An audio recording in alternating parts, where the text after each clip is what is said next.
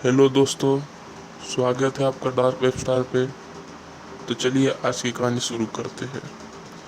यह बात काफ़ी पुरानी है, शायद 1981 से लेकर 1992 के लगभग की ये घटना है। हमारे पड़ोस में एक किराएदार रहते थे। उनके सर्विस तो विला पर कंपनी में एक मैकेनिक की थी। उनकी परिवार में उनके पति नास्तिक थे और उनकी पत्नी और बच्चे धार्मिक थे। उनके बीच में हमेशा एक बात को लेकर झगड़ा होता था कि जब भी कोई धार्मिक समारोह होता, जैसे कोई साधु संत का परिचय होना या कोई जानकी को या फिर पड़ोस में किसी के भी यहाँ भजन, तो उस बात को लेकर हमेशा झगड़ा होता। उसकी पत्नी किसी भी समारोह में पुण्य कमाने का अवसर नहीं खोना चाहती थी, इसलिए वो जब भी किसी का बुलावा आता या कोई उन्हें साधु संत का प्रवचन होता तो वो तुरंत वहां जाके तैयार होके चले जाती। उनके पति को अच्छे नहीं लगती थी, क्योंकि उनके इस तरह के बुलावे में जाने से उनके दैनिक कार्यों में विवाद पड़ता था। मित्रों, बात भी सही है, क्योंकि पहले जिम्मेदारी हमारे घर की होती है, बाद में इन्हीं कार्यों की। लेकिन दोस्तों, उनके पति हमेशा नास्तिक नहीं थे, क्योंकि जब भी वो किसी देव स्थान के गुजरते अपने सर जरूर झुकाते थे। ऐसे ही हमें ये बात नोटिस कर ली, ये अंदाज से धार्मिक तो जरूर है, लेकिन इनके नास्तिक होने का काफ़ी श्रेय इनके पत्नी को जाता है, क्योंकि इंसान के कर्म और भाग्य दोनों एक साथ चलते हैं। आप चाहे कितनी भी अच्छी किस्मत लेके क्यों ना आए हो, फल तो आपके कर्म के अनुसार ही मिलेगा। उनकी पत्नी को घर के मकान की बहुत लालच थी और भाग्य ने साथ दिया तो उनको होम लोन भी मिल गया था। उन्होंने अच्छा सा मकान खरीद लिया। दोस्तों, अब यहाँ से बात शुरू होती है। उनके पत्नी के कारण उन अंकल को पूजा पाठ और हवन शांति गृह प्रवेश को बिल्कुल सिरे से नकार दिया और घर में शिफ्ट हो गए। उस घर में जाते ही सबसे पहले उन अंकल को भगवान की तस्वीर लगाते ही कील से गहरा जख्म हो गया और उनकी उंगली से खून की धारा जमीन पर गिरने लगी। उनके साथ टांके आए। घर में शिफ्ट होने के बाद वो कुछ समय के लिए कहीं बाहर चले गए। वापस आए तो उनके साथ अजीब तो बात होने लगी। उनको रात में कभी तो ऐसा महसूस होता कि कोई उनके पास से होकर सीढ़ियों की तरफ जा रहा है, तो कभी तो उनके नींद में ऐसा लगता कि कोई आने की झपकी पड़ी हो। अब इस तरह 2-3 महीने हो चुके थे। फिर एक दिन और एक बात हुई। अंकल की तबीयत खराब हो गई। सब जांच होने के बाद लेकिन कोई समझ नहीं आया। लेकिन वो अंकल अपनी पत्नी से कहते कि मुझे बहुत घुटन महसूस हो रही है और मन भी खराब हो रहा है। वो अपनी पत्नी से बोलते, पता नहीं, मुझे तो ऐसा लग रहा है कि बहुत जी भर कर रोऊं। दोस्तों, यहाँ आपको ऐसा लग रहा होगा यह बात हुई, कोई अपने आप क्यों रोएगा, लेकिन दोस्तों जो मैंने सुना वही बता रहा हूँ। आगे चलते हैं दोस्तों। उनके बाद अपने पत्नी से बोले कि पता नहीं, पर मुझे लग रहा है कि मैं अनाथ हो गया हूँ और सब मुझे छोड़कर चले गए, इसलिए मुझे रोने की इच्छा हो रही है। उनकी पत्नी बोली, ये क्या बोल रहे हो, कहाँ कोई गया है, सब तो यही है। दोस्तों, समय निकलता गया। धीरे धीरे दो परिवार में सभी सदस्य उदास तौर से रहने लगे, चुप रहने लगे। कोई किसी से ज़्यादा बात नहीं करता था। उनके घर पर कोई भी उनसे मिलने के लिए जाता तो यही कहता कि ये घर जल्दी से जल्दी चेंज कर दो, क्योंकि कोई भी उस घर में जाता तो वो मायूस और उदास होकर आता। दोस्तों, हम कहते हैं कि अच्छे कर्मों का फल हमेशा मिलता है। हम तो शायद ये उनकी पत्नी की अच्छे कर्मों का फल ही होगा।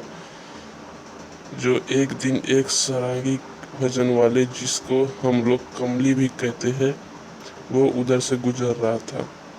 तो उनके बच्चे बाहर ही बैठे थे। अचानक से वो दरवाजे के पास आकर रुका और बच्चे को बोला। थोड़ी देर देखा और बोला कि अपनी मम्मी को बुलाओ। बच्चे अंदर जाकर बोले, मम्मी कोई मांगने वाला आया है, आपको बुला रहे हैं। उस बच्चे की मम्मी को देखकर सारंगी वाला बोला, बेटा तुम्हारे बच्चे को ध्यान रखना, इसके साथ कोई दुर्घटना होने वाली है। वो बोली, क्या दुर्घटना होने वाली है? वो बोला, तुम उसे रोक नहीं सकते, जो होगा वो तो होकर रहेगा, हम उसे नहीं रोक सकते हैं, और जितना जल्दी हो सके इस मकान को छोड़ दो, या फिर इस घर में गायत्री मंत्र और दुर्गा सप्तशती का 9 दिन तक अखंड पाठ करो, नहीं तो तुम यहाँ से नहीं रह पाओगे, कुछ भी हो सकता है। वो सारंगी वाला वहाँ से चला गया। उसके थोड़ी देर बाद बच्चे की माँ ने उसे किरण की दुकान से कुछ लाने के लिए कहा, जो रोड के उस पार थी। तो वो बच्चा जब सामने लेकर जा रहा था, उसकी एक स्कूटर वाले ने टक्कर दे दी। इत्तेफाक से बच्चे को भी 7 टाके आए। अब जब से वो सारंगी वाला बोल कर गया था, तब से वो घर में दहशत सी फैल गई थी। फिर उन आंटी ने वहाँ गायत्री पाठ और सप्ती चांदी का पाठ करने लगी। सोची ली, लेकिन जब भी ऐसा नाम लेते तो उनके पति फिर से एक सभी चीज़ों को नकारते रहते। उनकी पत्नी की स्थिति ऐसी हो गई थी, एक तरफ कुआं, एक तरफ खाई और बीच में शेर। एक तरह से देखा जाए तो जब भी इस घर के शुद्धिकरण की बात आती तो हमेशा नकारात्मक सोच ही उभर के आती थी। एक दिन उन अंकल के कोई रिश्तेदार वहाँ मिलने आए। भजन कीर्तन में व्यस्त रहते थे। उन्हें भी जब वो जाने लगे तो वो बोले, ये मकान जल्दी से छोड़ दो, नहीं तो कुछ भी हो सकता है, मुझे यहाँ कुछ अच्छा नहीं लगा। फिर काफ़ी जनों ने राय दी के बाद उनके घर छोड़ने की पड़ी। वहाँ से शिफ्ट होने के बाद आंटी को एक बुजुर्ग महिला अपने दूसरे घर के सामने मिली। बातों बातों में आंटी ने उस बुजुर्ग महिला से वो घर का बात पूछा, तो वो बुजुर्ग महिला ने बोली कि लगभग आज से 20 साल पहले उस घर में एक लड़की रहती थी, जो एक बार छत से कूदकर मर गई थी। उसके बाद उस लड़की के मरने के बाद एक परिवार वहाँ पर रहने आया, जिसमें 7 लोग रहते थे। तो एक बार एक बिजली की तार के कारण उन 7 लोगों की मौत हो गई। यह बात उस बुजुर्ग महिला की शादी के टाइम की बात थी। यह बात सुनकर उन आंटी ने मन ही मन भगवान को याद किया और भगवान को शुक्रिया अदा किया, क्योंकि अगर वो वहाँ से नहीं हटती तो शायद उनके परिवार के साथ भी कुछ घटना हो सकता था। तो चलिए दोस्तों, आज की दूसरी कहानी पर नज़र डालते हैं। यह कहानी एक राक्षस की है, जिसे आप लोग जानते होंगे या नहीं भी, मुझे पता नहीं है। उस राक्षस का नाम है ब्रह्म राक्षस। भूत प्रेतों में भी कई होते हैं, अनेक नाम होते हैं, जैसे कि भूत, प्रेत, पिशाच, राक्षस, डायन, चुड़ैल और बहुत से नाम होते हैं। तो दोस्तों, मैं आपका समय बर्बाद ना करते हुए अपनी कहानी पर आता हूँ। हमारा गांव में एक पंडित जी रहते थे, जिनका नाम नथीलाल था। लोग उन्हें शर्मा जी कहकर बुलाते थे। उनका घर से कुछ दूर एक खेत था। उस खेत पर एक बहुत बड़ा पीपल का पेड़ था। वह पीपल बहुत पुराना था। कुछ समय बाद उन्होंने उस खेत पर घर बनाने की सोची। पहले वाला घर बहुत छोटा होने की वजह से उन्हें खेत पर घर बनाने की सोची। उन्होंने उस पेपर को काट कर अपना घर बना लिया। कुछ दिन तो ठीक ठाक चला, पर कुछ दिन बाद शर्मा जी बड़े परेशान लगने लगे। वह कभी वहाँ पूजा करते, कभी नहीं। तो उनकी बीवी ने उन्हें बदला स्वभाव को देखकर उनसे पूछा कि तुम पूजा भी नहीं करते और आज बदले बदले से रहते हो, कभी बच्चे को डांटते रहते हो, तुम्हें हुआ क्या है? पंडित जी के चेहरे पर एक मुस्कान आई और कहने लगे, मेरा घर तोड़कर तुमने अपना घर बना लिया है और इसे क्या पूजा करने की कह रही हो? सब कुछ मैं ही हूँ, मैं ही भगवान हूँ, इसे पूजा करने की कोई ज़रूरत नहीं है। वह कभी दांत मिसते, कभी बड़े प्यार से बोलते, कभी आंख लाल तो कभी सही हो जाते। उनकी बीवी को शक हो गया कि जरूर किसी भूत प्रेत का साया है और वो बात ऐसे करते जैसे कि वो दो लोग हैं। तब पंडिताइन ने उसको बैठा कर आसन लगाकर हनुमान चालीसा पढ़ने लगी। वो सोच रही थी अगर कोई भूत प्रेत होगा तो भाग जाएगा, पर पंडित जी पर उसका कोई असर नहीं पड़ा। वो एक तक लगे देखते रह गए। उसने काफ़ी मंत्र पढ़े। जब गायत्री मंत्र पढ़े तभी पंडित जी के आंख लाल हुई और कहने लगे, मैं किसी से नहीं डरता और तू क्या समझ रही है, मैं इसे ऐसे ही छोड़ दूंगा? तभी उसका छोटा बच्चा वहाँ आया और मम्मी मम्मी बोलने लगा। पंडित जी ने उसे ऐसे जोर से पकड़ के खींचा और ऐसा लग रहा था कि उसके सर को कच्चा ही चबा जाएंगे। पंडिताइन ने कहा, बच्चों को छोड़ दो, इसने तुम्हारा क्या बिगाड़ा है, उसे छोड़ दो। पंडिताइन के विनती के बाद नर भवन से कह के उसे छोड़ दो तो उस बच्चे को छोड़ दिया और कहा कि मैंने तुम्हारा इस नर्म भाव की वजह से इसे भी छोड़ रखा है, नहीं तो मैं इसे कब का मार चुका होता। उसने फिर पूछा, तुम कौन हो और पंडित को तुमने क्यों वश में कर रखा है?